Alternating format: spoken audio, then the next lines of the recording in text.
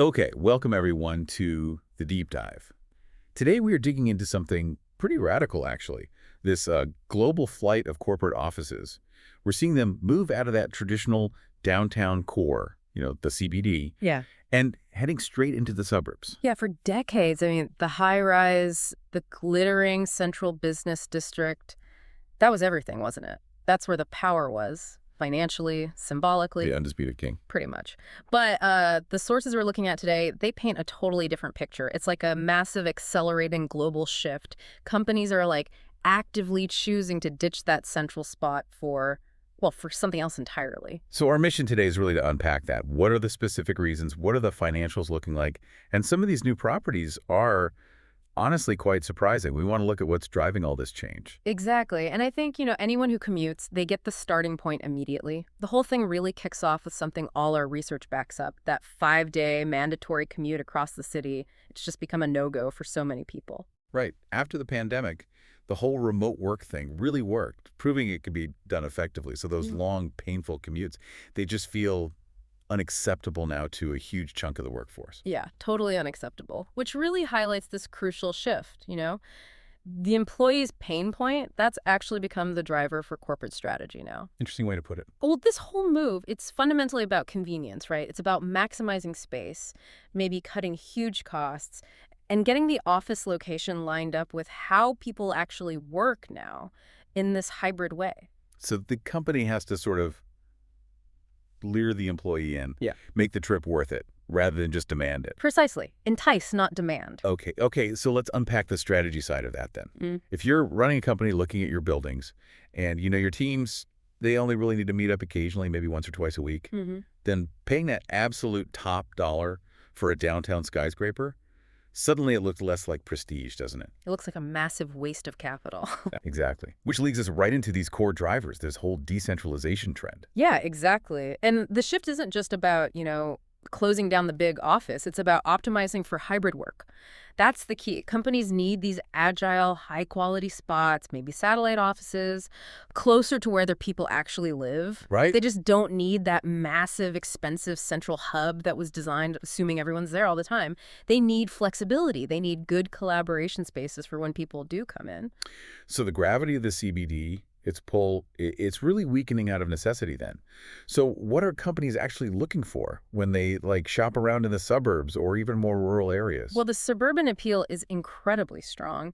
It solves multiple problems at once, really. Okay, First, obviously much lower operating costs. That's just plain and simple maths. big one. Huge. Second, the locations are closer to where employees live. That instantly boosts quality of life, cuts down wasted travel. Yeah, that commute time. Exactly. And critically, they can prioritize getting more space, better convenience, maybe easier parking, over just being physically near City Hall. That old prestige of the downtown address, it's really losing ground to suburban practicality. Okay, so we've got the employee pain point, the strategy shift. Makes sense. Now let's follow the money, because that's always crucial, Yeah. right? The reason this trend is picking up speed globally seems to boil down to pure economics, capital reallocation. Totally. It's not just about feeling good. It's the balance sheet driving this. I think that perspective is absolutely key. We looked at Jacob Dahlhoff, the CEO at locallybasin.dk.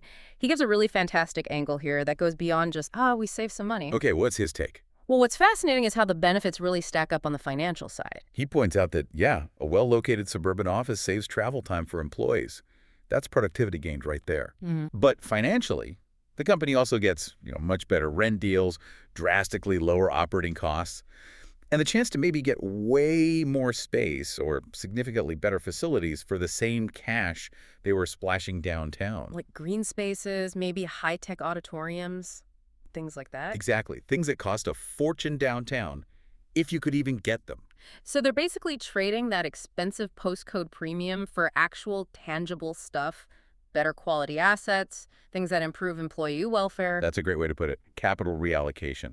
Taking money from the prestige address and putting it directly into the experience of the office worker. Which you have to do now, right? Yeah. To encourage hybrid workers to actually come in when needed. Essential. Absolutely essential. And this isn't just happening in one or two places, is it? The market seems to confirm this is widespread. No, not at all. Dalhoff mentioned a sharp increase, his words, in demand for this kind of flexible, high-quality space in the suburbs, used as satellite spots. And wasn't there other research backing this up globally? Yeah, spot on research from the consultancy firm, the Instant Group. They confirmed it's global. Both American and European companies are increasingly looking beyond those city centers. They're exploring suburban areas, even smaller towns, to find these office solutions that are, affordable, but still high quality and flexible. Wow. So it really is a worldwide thing, driven by economics and what employees want. Pretty much sums it up. Okay, this raises maybe the most interesting question for me.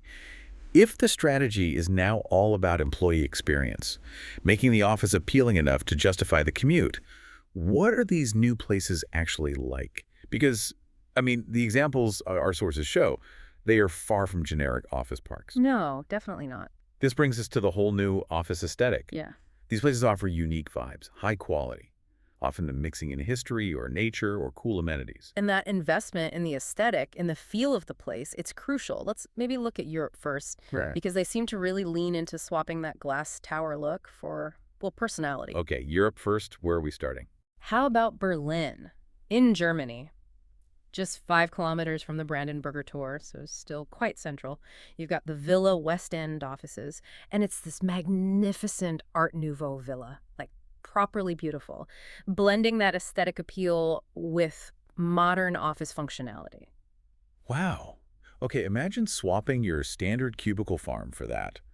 It immediately sends a different message about the company culture, doesn't it? Totally. Trading generic high-rise status for history, light, personality. And speaking of personality, Yeah, how about a castle near Brussels in Belgium? a castle. Seriously. Seriously, Terham Castle, it's in Schaerbeek, only about a 10-minute drive from the city center. A highly unusual office location, obviously. And it has a fully equipped auditorium for seminars, meetings. Holds up to 70 people. Okay, your team meeting is in the castle today. That's a pretty easy sell for getting people into the office. Right. It just shows that money saved on downtown rent is going directly into creating unique experiences. Things the traditional CBD building just couldn't offer, or it would cost an absolute fortune to add. Yeah, you wouldn't get a castle auditorium in a skyscraper. Not easily. And we also see this huge emphasis now on nature and employee wellness. Look at Sweden, near Gothenburg.